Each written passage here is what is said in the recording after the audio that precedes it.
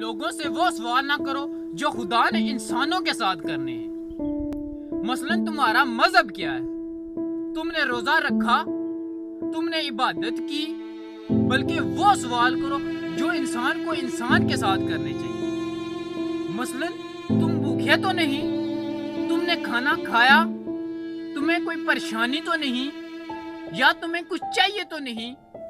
ایک دوسرے کی ضرورت کو سمجھو، خدا کی قسم دنیا بدل جائے گی۔ ہمارے قد کاٹ کا پتہ تب چلتا ہے جب ہمارا کوئی بھائی یا رشتہ دار ہمارے پاس آتا ہے، ہم سے 1000 روپیہ مانگتا ہے۔ ہم ٹال مٹول کرنے کی کوشش کرتے ہیں، 1000 دفعہ سوچتے ہیں، مگر یہ نہیں سوچتے کہ اس 1000 روپے سے اس دوسرے کی کتنی بڑی ضرورت پوری ہو سکتی ہے۔ اگر آج آپ کسی کی مصیبت یا کسی کی تکلیف کے وقت اس کی ہیلپ کرتے ہیں تو اس کا اجر اللہ تعالیٰ آپ کو دنیا میں بھی دے گا اور